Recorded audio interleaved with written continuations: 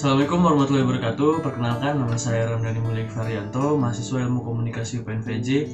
Pada kesempatan kali ini saya akan membahas tentang bagaimana cara menghadapi berita hoax di media sosial.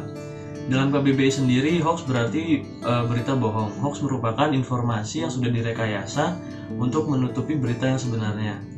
Dengan kata lain, hoax juga bisa disebut sebagai pemutarbalikan fakta. Jadi menggunakan data-data yang seolah-olah meyakinkan, padahal tidak bisa diverifikasi kebenarannya.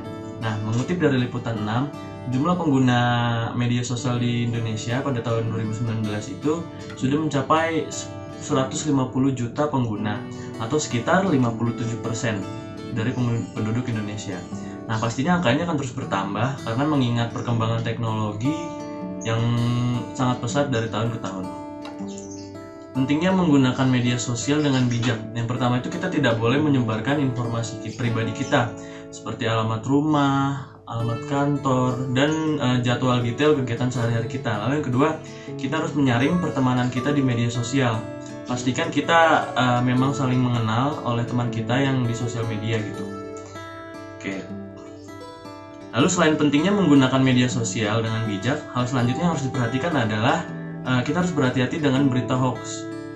Nah, sebelumnya saya akan memberitahu yaitu ada PT Profetik, yaitu industri yang bergerak dalam pemantauan media sosial di Indonesia.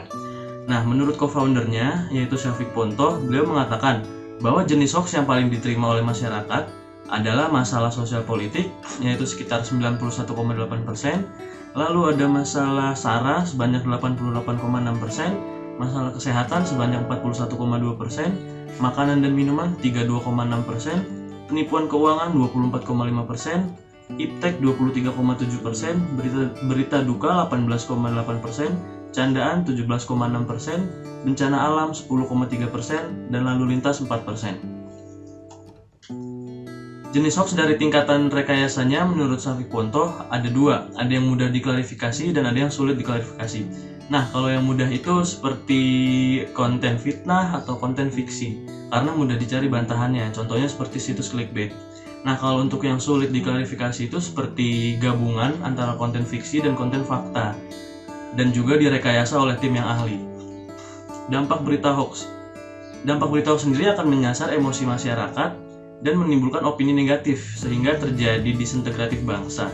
Hoax juga merupakan propaganda negatif di mana sebuah upaya yang disengaja dan sistematis untuk membentuk persepsi, memanipulasi alam pikiran dan mempengaruhi langsung perilaku agar memberikan respon yang sesuai dikehendaki oleh pelaku propaganda sendiri.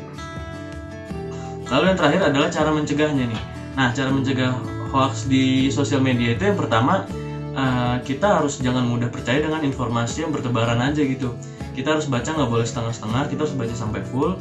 Lalu kita meningkatkan literasi digital, lalu kita juga harus meningkatkan pemikiran kritis, upaya memerangi berita yang keliru gitu. Dan yang terakhir itu juga ada peran keluarga. Di sini keluarga menjadi garda terdepan untuk mencegah penyebaran hoax. Lalu orang tua juga harus aktif di saat anak-anaknya menggunakan sosial media. Segitu saja, kurang lebihnya mohon maaf. Wassalamualaikum warahmatullahi wabarakatuh. Terima kasih semuanya.